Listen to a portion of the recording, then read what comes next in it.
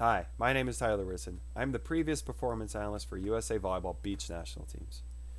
Today, I'm going to be presenting on the FIVB World Tour by the numbers. What this presentation does, it takes all the gold medal matches from the 2022 World Tour season and it groups these matches together by gender.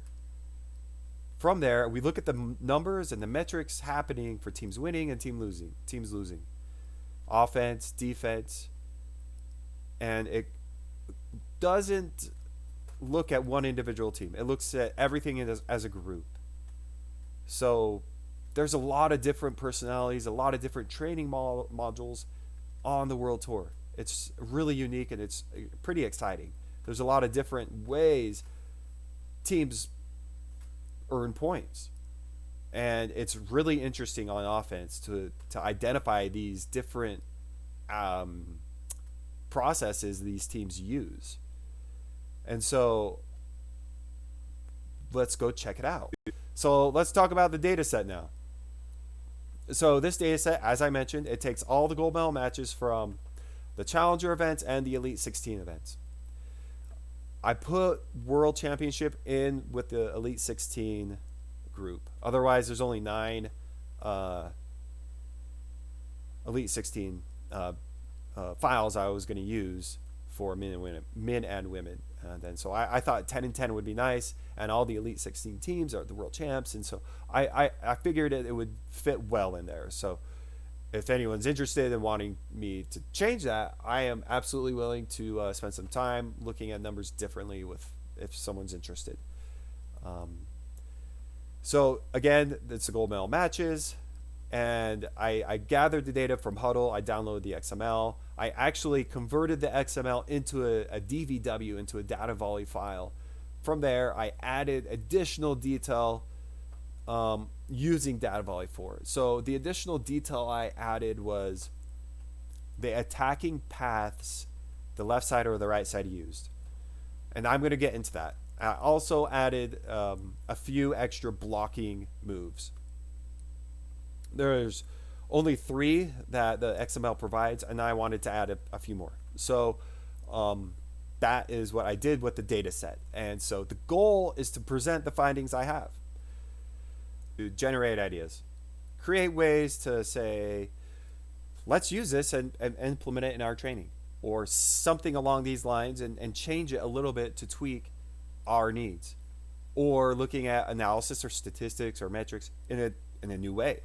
So hopefully some ideas can be generated, and that this is something useful for us as together looking at these gold medal numbers.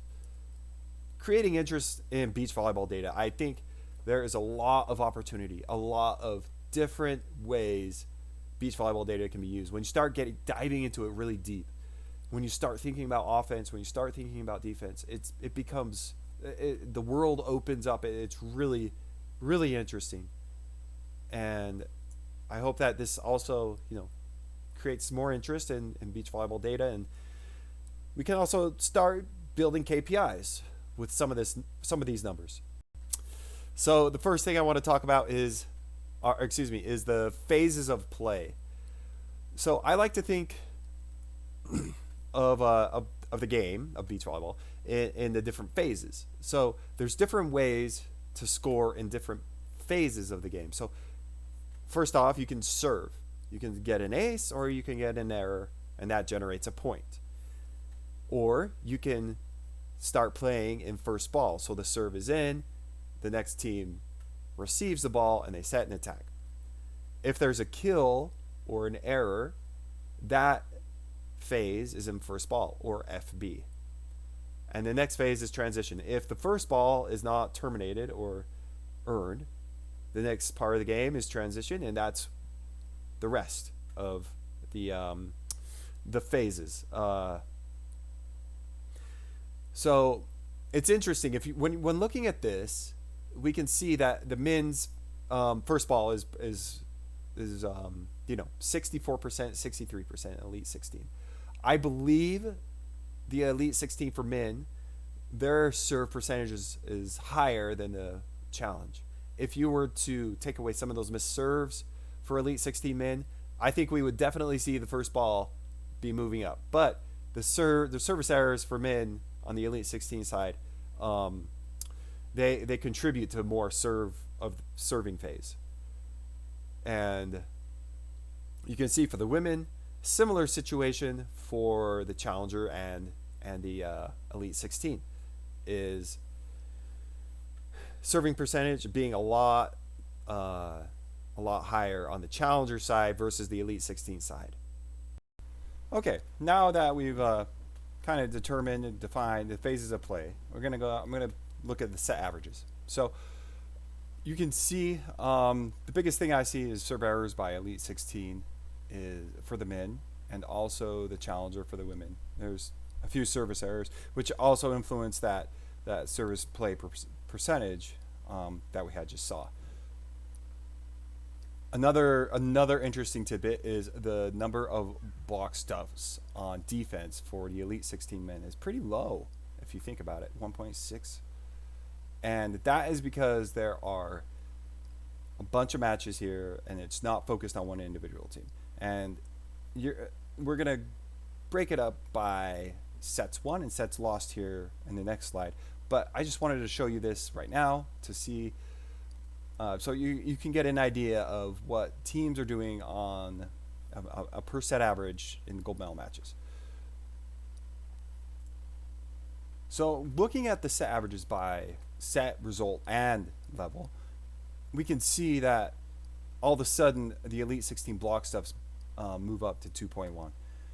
And I still think it's probably higher if we focus on specific tournaments, is my guess. However, Challenger is at 2.5, and that is because there are 3 or 4 sets in the some of the Challengers gold medal matches where some players got like seven or excuse me, yeah, I think it was like 7 blocks in a set, 6 blocks in a set, and there were like 5, and then like 4, 4, 4, 4, 4.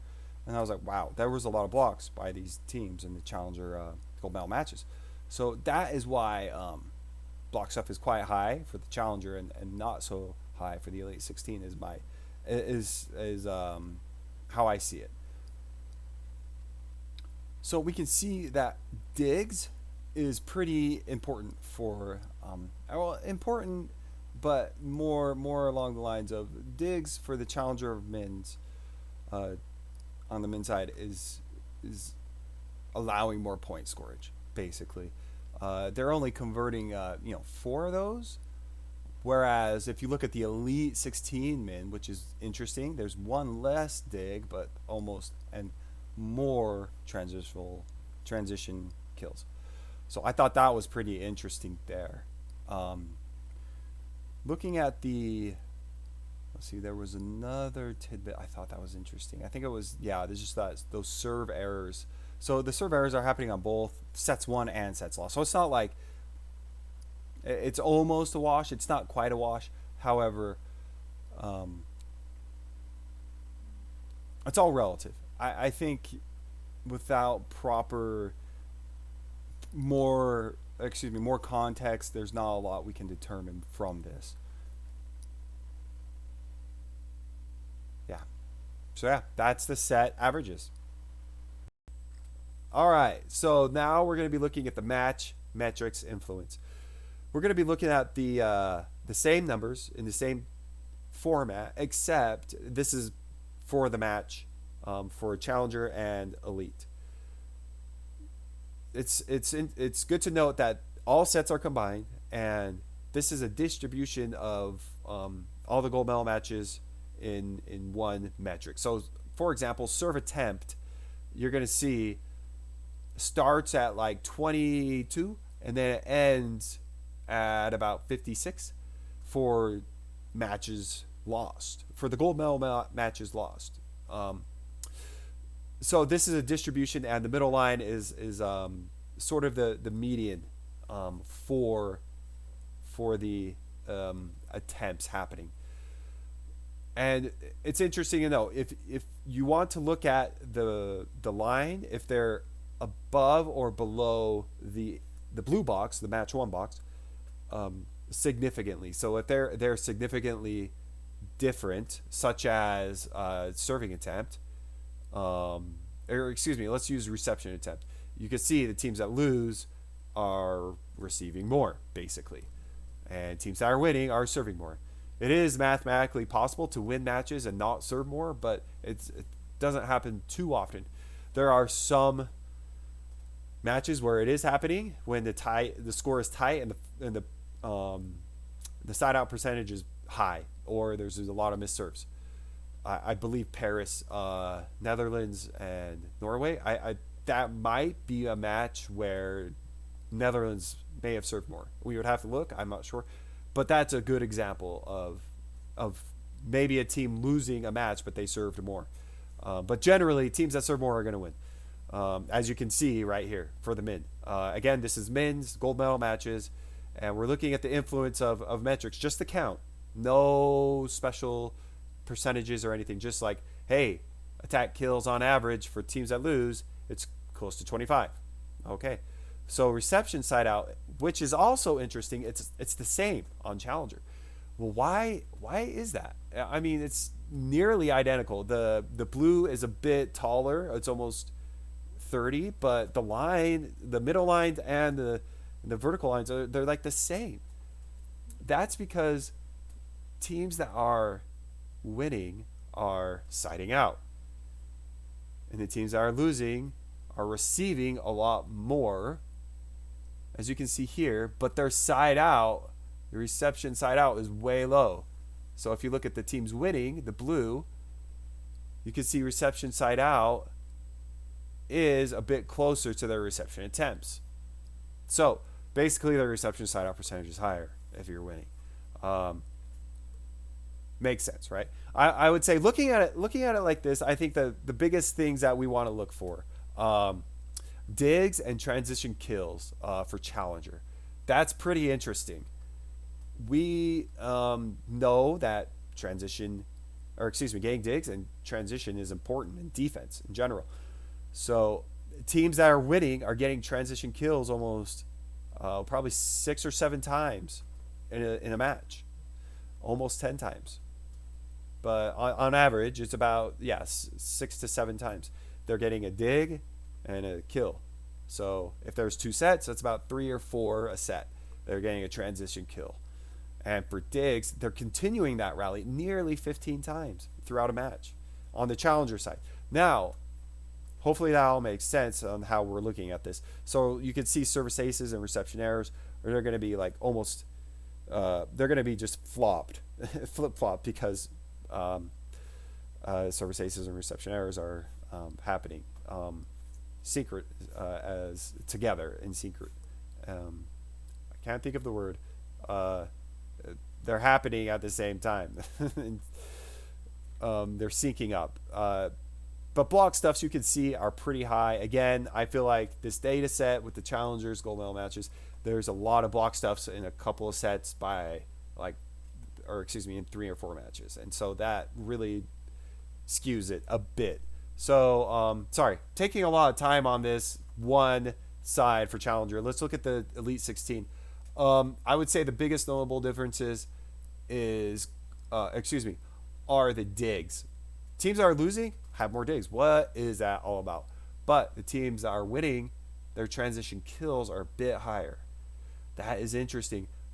But if you remember, the transition phase is not happening a ton in the Elite 16. And in fact, it was going down for the men in the trend line. So keep that in mind. But so transition, when you get that dig, getting that transition kill is quite nice. Same with the block stuffs. You can see that the block stuffs is a bit higher. So from here, let's move on to the women. Same situation. The serve attempts by winning teams is more. The reception attempts by losing teams is more. You serve more, you win, right? So interesting. The attack kills. There's been a few times where the losing team of a match actually had more kills than the winning team. Same thing with the reception side out, as we saw with the men's. It's similar, but the side out percentage is probably higher for the team that won. So digs is interesting. There's not a huge difference. The teams that win, there is a higher dig attempt. However, the median is actually way at the bottom. So we can see that for the challenger digs, it probably happens quite a bit, is my guess. Something also interesting is the service errors for the challenger on the women's. Yeah, that happens, and it's not helpful for the women's challenger events. Yeah, that seems like, I mean, the transition kills again, getting digged, and then finishing with a kill is going to be more beneficial, obviously. Looking at the Elite 16s, we have about some of the same stuff. Interesting though, the attack kills does not look like the challengers over here. So teams that win have more attack kills. Also interesting is reception side out. It is a lot different. It looks like the winning teams for the women's Elite 16, the winning match, they are just siding out, by 2 or 3 times. Two to four times, let's say, more times per match than their opponents. So digs, super pretty close, not a big difference. Transition kills, you could see again a big factor. As far as the differences here, the serving PS, that's point score. I'll put a definition in the PDFs, and that you'll be able to look at. Also, I'll throw in a few other things that might be interesting, might not be. We have block stuffs, service aces, reception error. So yeah. So all right, we've looked at the phases, we looked at the set averages. Let's look at serving. All right. So in general, for the men, blockers are jump floating 80% of the time, and diggers are serving 62% of the time. For these defensive positions, I'm going to call them blocker and digger. Defending or defender to me is a blocker or someone that is not blocking, also known as, to me, a digger. It makes more sense for my brain. Maybe for others it doesn't. That's fair. I respect that. Hopefully my name of digger is respectable as well. So interesting though, I'd say, is the men that play dig or playing digger is they're jump serving. Yeah, and the men that are blockers, they are not jump serving as much. And I think that's because when you're blocking and you have to do a jump serve, you have to run up after. And if you're playing a team that does on too often, that's not going to be an easy defensive move for you as a blocker. So blockers are jump floating much more. Again, this is combined challenger and elite for this section. And we can see universal is players that play both blocking and digging, and they alternate based off who's serving, or maybe based off of which team is playing, and they're strategically understanding each other. Okay, well, you're better at picking up shots, or you're better at leveraging on the block, and I'm better at moving in the back, so let's switch it up when we play this team. I don't know. Maybe the strategy's set like that. Who knows?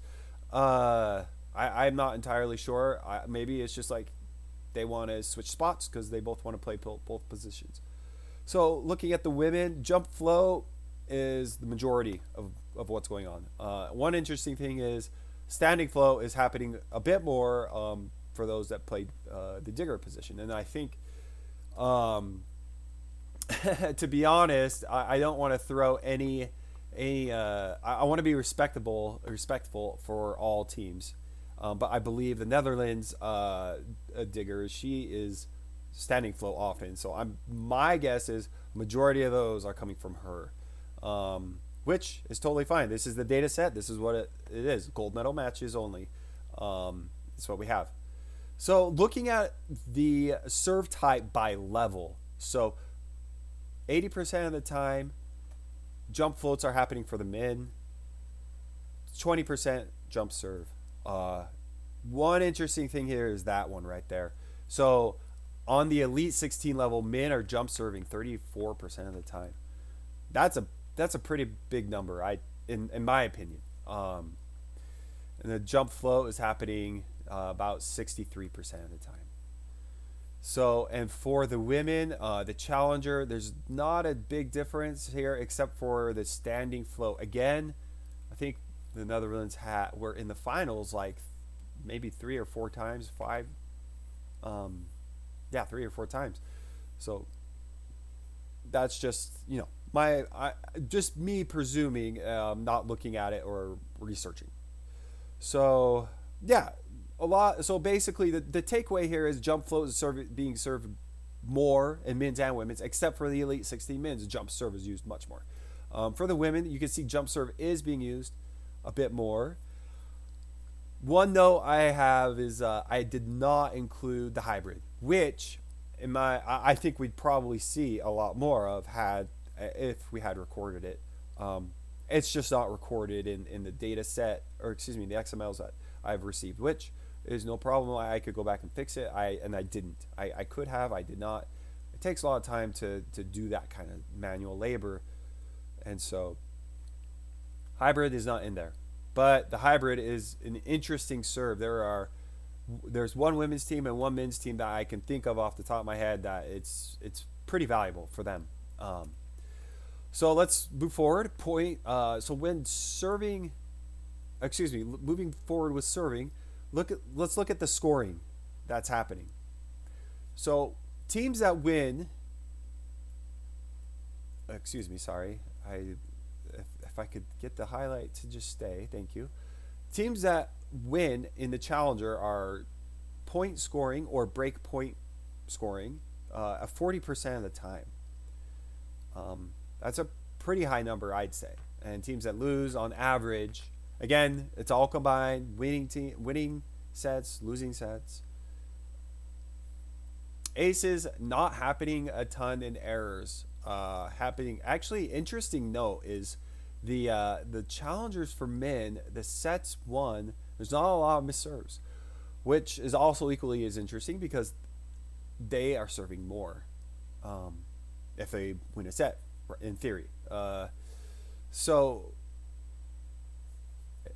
So looking at the women now, the challengers, their point scoring at 42%. That's pretty high, and acing and errors, not a lot of noise going on there. Generally, teams are just serving more errors than they are aces. So looking at 28%, when they lose the set. All right, so let's check out the women's Elite 16. Set lost 11% on the service error. So yeah, serving errors with the Elite 16. Again, it's not a deal breaker. You're not gonna. It doesn't mean you're gonna lose a gold medal match. It just means you're giving yourself a lesser opportunity to score more points than your opponent. So this is where machine learning could come in, and also some algorithms and statistical analysis of as far as how much can we miss before it's too much. That's a different presentation for a different time from somebody else, or if anyone's interested in really wanting to do that, I'd be interested in diving into that. I just have not yet.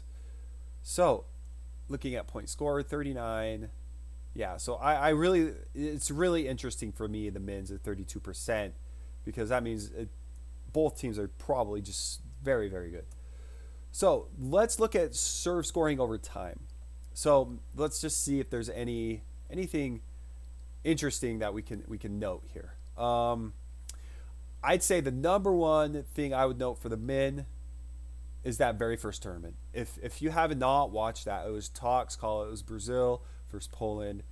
It's a really fun match, to be honest. I hate to say it, it's probably one of the, I went through all this video it was probably the match I was like, wow, that was a really fun match. There was a lot of transition play. There was long rallies. It went 3 sets. Poland lost the first set, and then they came back and won the second set. It was like 25-23, and then they won the third set. Poland did. And it was just a really high level of play. It was a really fun match. All the fans were into it, and it was a night match, and it was very exciting. Very, very exciting. So we can see that the trend line for teams that lose, the point scoring going down. Again, the data set's not big, but I thought it'd be fun to look at the trend line anyway. And let's see, anything else that's interesting. This one match here, the team that lost the match, they actually had a higher point scoring percentage. So they probably just beat the team that won by quite a bit of points in the first set. That's my guess. So looking at the women now, we have both winning and losing the teams that lose the match have a trend line going up, which is interesting.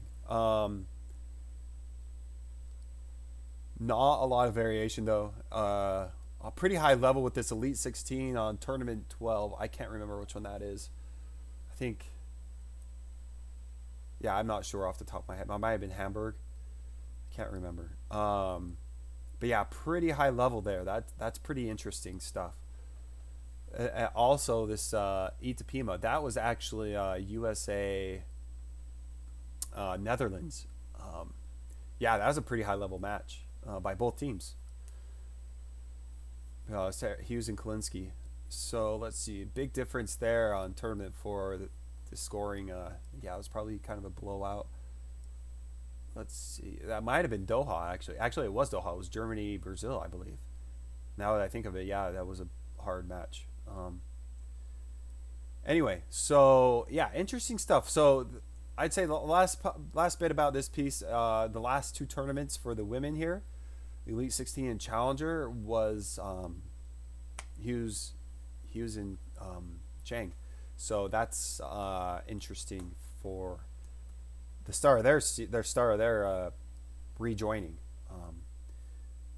Anyway, so that is serve scoring. So let's look at when teams are serving, what are they doing on defense? All right. So if I'm serving the left side, am I blocking more line? If I serve the right side, am I blocking more angle? That kind of thing. And let's look at the point score percentage. So this is focused on I served, how much did I score with my defense? So when we when we look at the men, when they serve the left side, they are getting more points with a pill block. My guess is that's probably due to a bad reception. That's something else we could look at. So I don't have the number of attempts here. That's something, again, if you were interested, I'll send it in the PDF moving forward. I should take notes on all these so I remember. But yeah, so there's nothing significantly crazy except this pill block, which my guess is it's a bad reception, a poor reception.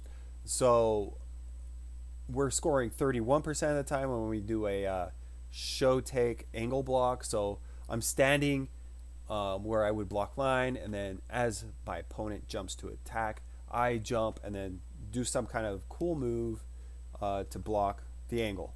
And my defender, as they jump, are moving from the angle to the line. That is sort of the dance between the defense that makes beach volleyball really fun when you get to these higher levels, because that is then becomes an interesting part about what the opposing team is doing on on offense. So that offense versus this defense, with that fluidity of not having multiple people in stagnant positions, but hey, I received, now what's my defense, what's my opponent doing, and what's going to work for me. Also interesting though, if I'm playing a Brazil team or a Japan team or if I'm playing some team next, I'm gonna want to scout what that team has done before. However, that team before is going to play different against other teams because of what they're being shown on defense. So it becomes like this. Well, if we start including our offense, sorry, I'm kind of going down a rabbit hole, but if we start including our offense and adding different portions of our offense, different strategic offensive moves, that's going to give us an advantage because they're not going to be prepared for that, the next team we play. So there's all these different little chess pieces being played in beach volleyball that are super interesting. Sorry, that was a little tangent there. Looking at the angle block, on the right sider, we are scoring more points on the right sider when we do an angle move. As you can see, an angle block and a show take. So I'm acting like I'm gonna block line, but then as soon as as my opponent jumps, I take in that angle, and my defense is then moving to the other side to dig that line. There are different variations of this type of block move, these kind of show take or these leverages, and it is really interesting to watch teams perform them because honestly, sometimes I watch them like I have no idea what they're doing. So we'll watch some video and we'll showcase it a bit. On to the women's side. So line block is not helping us. Line block happens a majority of the time. So maybe if the number of attempts on angle was almost the same as line, maybe we'd see the line percentage drop. I'm not sure. If we had having some time and resources, you could do some machine learning and have the machine kind of tell you what the machine thinks what would happen. So peeling is huge for the women. It is so big for both of these left and right sides. So being able, and there's a couple teams that do this really well, being able to come off the net and then dig. Teams that do that and are successful and they have a really good defensive player are pretty dangerous to play against because they just keep the ball in transition so much, and it's so obnoxious for the opposing team, and so much that it can get in their heads. So having that pill block is in my not knowing what the numbers are, understanding, I think pill block for the women is one of the most important blocking moves there is, as far as defense goes. For the blocker, and then the defender kind of reading between what's happening in the back. So not a lot else going on with the show take angle block is interesting for the left side. It looks like that's giving us more point scoring percentage outside the pill. Also, assuming the pill is bad receptions and also good receptions. So we same thing with the right side. So that show take angle, that's a really good move for the women if they do it well. And so something that I didn't do that I will add to the PDF if I remember is how often are they performing these moves? I don't know right now. So that would be interesting to look at as well. So what percent of the time are these moves being used? Yeah, so that's serving and defense. All right, now we're going to look at the serve scoring by the end zone and then opponent's attacking path. But before we do that, I want to show you some video and to show you exactly what I mean by these attacking paths. Okay, we're going to first look at the women's. So there's different attacking paths. Kind of a bad pass that I defined, that I went through and added. So bad pass, it was so poor that my partner just had to chase the ball to set me. I'm shuffling into the court, I'm shuffling outside the court, and I'm going straight in. The problem with straight in is sometimes a straight in could be in the direction of shuffling in or shuffling out. I still call those straight ins because there was no shuffle move beforehand. So this first one we're going to look at is a shuffle in type of move. or excuse me, straight in. That's what I meant to say. So you can see that it was kind of like a straight in type of move, but they kind of Duda still kind of had an angled out. So here again, it's straight in. But it's interesting with this. So we could probably have called that one. Yeah. So I'm gonna move. I'll just let it roll. I was gonna fast forward it, but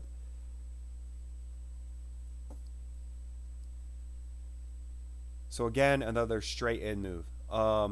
So that is gonna be called a straight in move, and it's interesting because if you know a team likes to do that. So I just showed us a couple of examples of one player. I'm not saying which players do what, but if you know a team is doing that often, hey, they're just going straight in wherever they're served at. If they're served in the middle, they're going straight through the middle. If they're going served on the end line, they're serving going right by the antenna.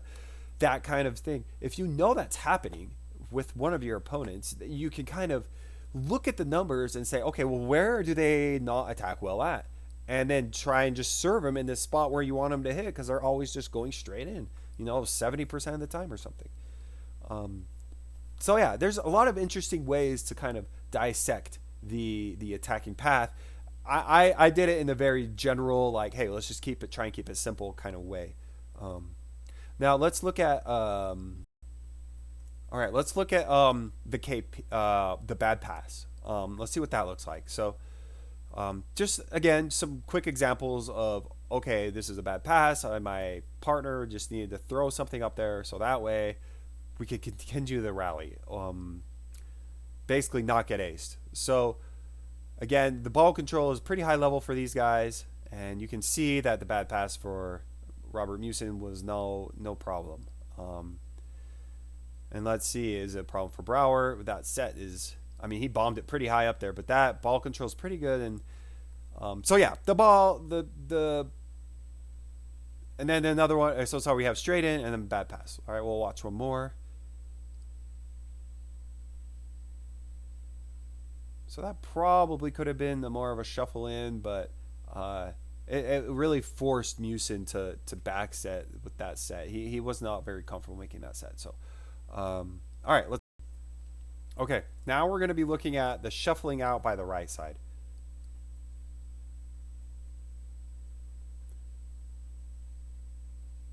So we'll look at a couple of examples here. Yeah. So again, it's just shuffling out by the right side. There's nothing super fancy. It's a right sider receiving and then moving outside the court. And you can see, yeah. So same thing with the left side. I'm not going to show the left side for this particular situation. I'll just show, so I showed straight in, the bad pass, and the shuffling out. Let's look at the shuffle in now, but a few times. So shuffling in and going behind. Actually, all these plays, now that I think of it, are going behind. So,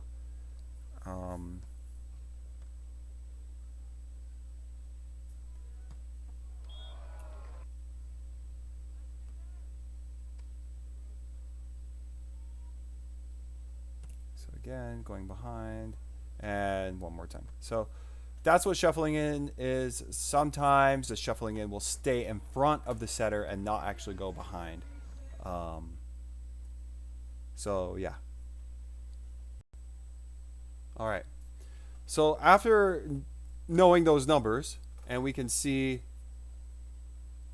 we can now look at our serve point score percentage when we serve a left side or a right side, and what their attack path is.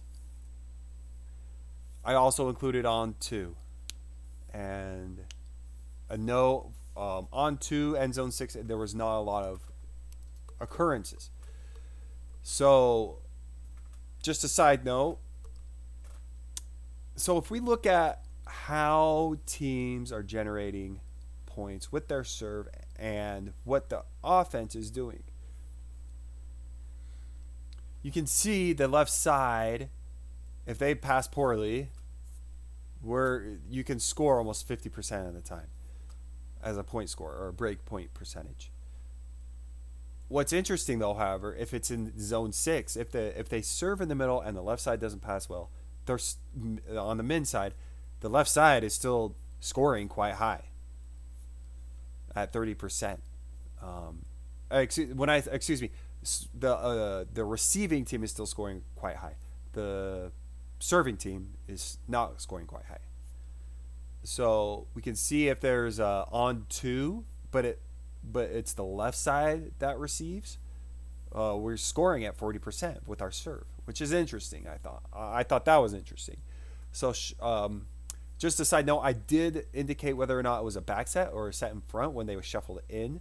However, for this, it became really busy when I started adding a bunch of things, and I just wanted to simplify it a bit. So I only included the actual move. I didn't include where the set, if it was a back set or front set. I did also include jump sets, but it didn't happen enough for what I wanted to do here. So I did not include those. However, if we look at shuffle out by the left side, we're scoring almost at 30%, which I thought was also interesting. Again, this is men's Elite 16 and Challengers combined right now. So straight in that's not what I wanted. Straight in from zone 5. That is interesting, I think. So if you're a left-sider, again, these are a ton of different teams, but in general, if you get when teams got served in zone 5 and it was a left-sider that received it, obviously zone 5 left-sider, and you shuffled and you went straight in, you're scoring pretty high. The serving team is not scoring very high. So I thought that was interesting. Also, a few more interesting notes. Let's say the shuffle out by the right side after they receive in 6. And my poor mouse is just not working, and that's why my highlighting is struggling. When you're a right-sider and you receive in 6 and then you shuffle out, the serving team is scoring at 41%. That's pretty high, I'd say. Considering, 30% is probably what you'd probably want to aim for. Bad pass on the right side. Interesting, zone 6, it's 30% less. So, or more on your point scoring. So, again, interesting way. I won't go through it crazily and too deep as I already have, but just different ways to think about this. And adjusting your offense, your defense based off of what the offense is given. That relationship and that art and that craft it's very unique. I think at the AV there's a live session that will probably have happened already when people are watching this that Coach Mole and his son put on, and I think it's going to be pretty awesome. That talking about that relationship and that dynamic. So let's look at the women's. For bad passing, we see that the left-siders again are a bit better at handling the bad passes. So when I say handling, the receivers are producing more points with the bad pass versus the right-siders. So when we're serving, however, so again, we're talking about serving here. These are break point percentages. What our opponent passes bad, and it's a left-sider, 46 or 62, which is very positive for the serving team. This is 0 because there was just not enough occurrences that happened for me to include it. I filtered it out by like 15 occurrences, and I didn't think it was necessary to add outliers for this particular data set. So that's something obviously we can adjust if we ever choose to, and if it's ever interesting enough. So we can see the weakest. So our serving is not good. Our point scoring is not good when we serve the right side and they go straight in. that might be due to player profiles or players in general that play on the right side. I don't know. We would, again, it's a group data set. There's 19 matches again for the women, 9 challengers and 10 elite 16, or 9 elite 16, 1 world champs. So shuffling in by the right side is not very high either. It's a lot higher for the left side, and we can look at the back sets and see if that's any indicator. If it's a front set or back set, does it make a difference? I'm not sure right now. That's something we can filter out. I didn't do that. So yeah, interesting numbers here. All right, looking at the reception scoring, losing and winning sets, grouped up by level. So for the men, averaging at about 73-74% side out percentage. For the women, 70, 69 and 71. So aiming for that 70% mark, either if you're on the men's side or the women's side, is ideal. For the women, there's a lot of reception errors, going on the challenger side. As you can see, 6% and 8%. Winning or losing sets, it doesn't matter. It's 6+% getting a reception error, which I thought was quite high. Looking at the set lost, 58% for side out percentage. Looking at positions now, the left side and the right side for the men at 75-71. Our reception errors are happening more often on the left sides. Sets are lost, which is interesting. Looking at the women, when we lose sets, our left sides are siding out at 69, or excuse me, when we win sets, we're siding out at 69%. I think that could probably be higher, honestly, for the left side or for the women. And for the right siders at 71. Interesting note here is the side out percentage for the women when their sets are lost is quite low. That's something to keep in mind. So that is the reception scoring, winning and losing sets. On average, men are 65-69%, women are 60-64%. That's combined winning sets and losing sets, all levels. Separating levels. So it doesn't matter if they win sets or lose sets. Moving on, we have, again, looking at it by position and also sets won and sets lost. Again, men is about 74-75%. Sets lost, they're at 61. For the women, 70% is ideal for siding out percentage. And the Digger is has a bit more reception errors, which I thought was interesting. And when this set is won, so from here you could dive into that and look at why that's happening. I'm not sure. We would have to go look into it. So looking at the reception scoring over time, men is slowly going up, and the women is slowly going down. Again, these are 20 matches, 20 and 19 respectively. If you threw in a lot more matches, it would give you a better idea if the trend for 20 different teams, regardless if it's the gold medal match or not, is the same there. So reception scoring and opponent defensive moves. The show take angle for the right side is beneficial for the opponents. If we're receiving, my team is receiving and we're not siding out well, and my right side keeps getting served and they keep show taking or leveraging to the angle, that is as you can see, that's where points are being lost a bit for the women. For the men, even that looks like that might be the lowest for the women. Also, taking angle on the right side. So the angle for the women and even the men, right there, 66. Taking angle on the right side is a good strategy. Obviously, this would need more research. We would need to look at where the attack is taking place, and and the dynamics of the team.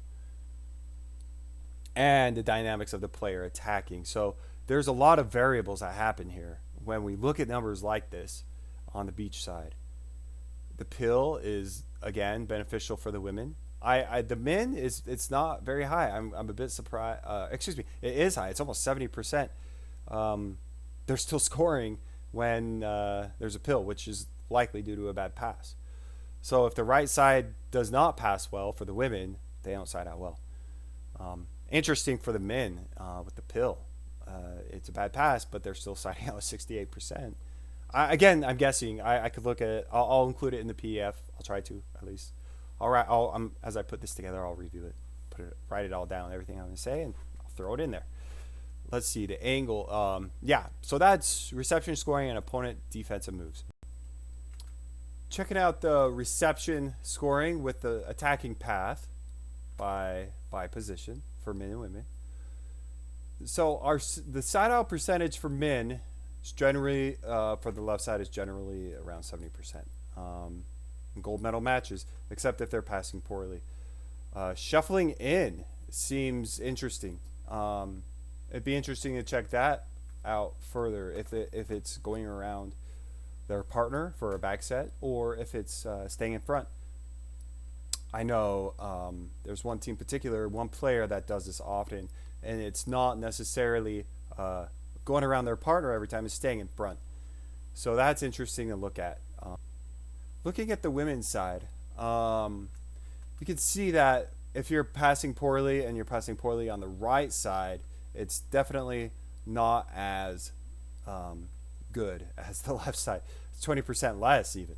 So if we're going to, on the women's side, if we're going to force someone to pass poorly, we should try and force the right side to pass poorly. Of course, this is a grouped data set with many different teams. Gold medal matches, only 19 women's matches.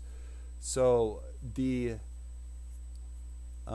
would be ideal to look at it further per player. Shuffling in by the right side is not as successful either. So that's interesting. Again, player specific. It could be, or it's just the group. That is the actual trend.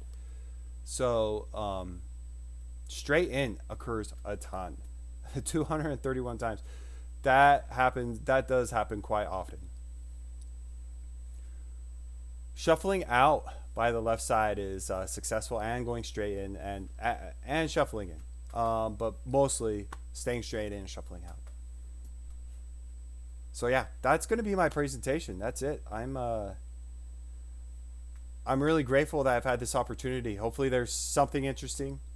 Please, if you feel like you want to investigate further, I'm always interested in investigating further, and I'm willing to collaborate when I am able to. Sometimes I'm not able to, and forgive me if I'm not able to. So yeah, you have my information. There's some handouts. Enjoy the rest of the AVCA.